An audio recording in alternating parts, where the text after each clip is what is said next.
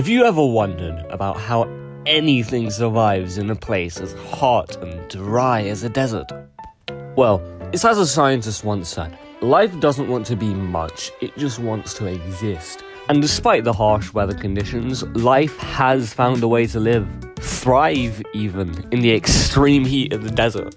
And so today, I'm going to be talking about some of the adaptations nature has taken to get to where it is now.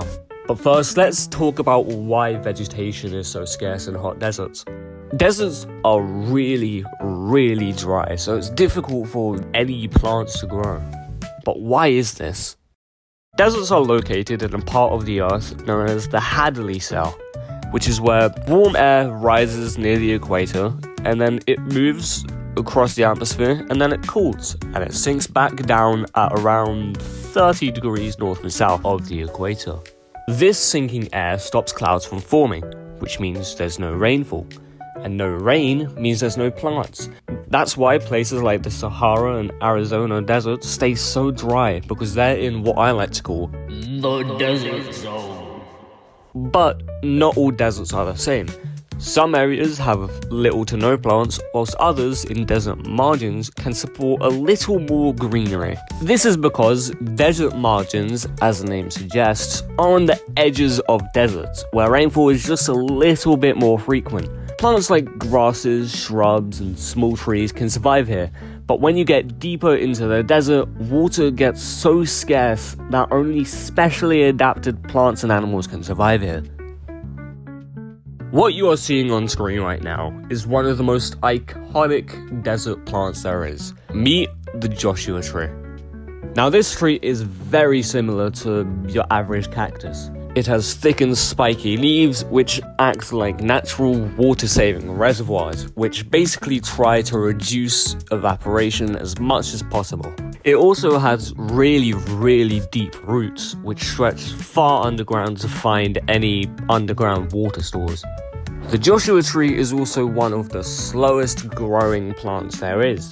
It's all about conserving energy until the next drop of rain comes, which God knows how long that's gonna be.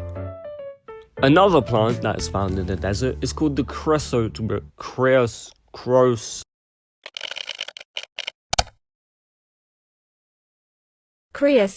The creosote bush.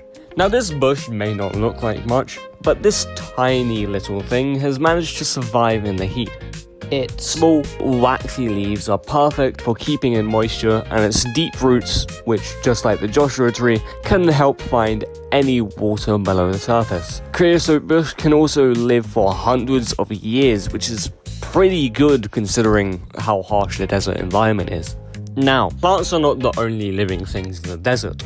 There are also animals which have managed to improvise, adapt, and overcome to their surroundings. Take the meerkat for example. These tiny creatures have learned to dig deep burrows underground to escape the searing heat during the day. They also have dark rings around their eyes which reduce glare from the sun, and they're also scarily good at finding water even in the most arid of places on Earth.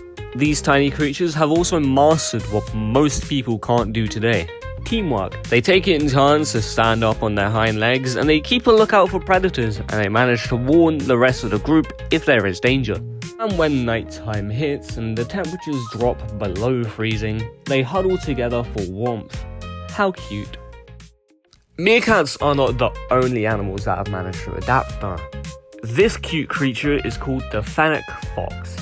With its giant ears, this little guy doesn't just hear well, it keeps its body cool by actively releasing heat. Its light-coloured fur also reflects the sun, and it's built for nighttime adventures, hunting only under the cooler, starry sky. This animal is also nocturnal, which means it's awake during the night and it is asleep most of the day, which sounds a lot like me when I don't have school.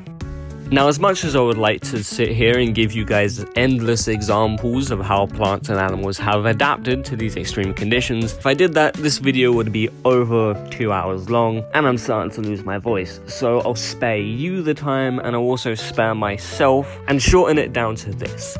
Life in the desert is tough, but it's also really creative when it comes to finding ways to survive, adapting to the extreme heat, the lack of water, and just overall harsh conditions in such amazing ways.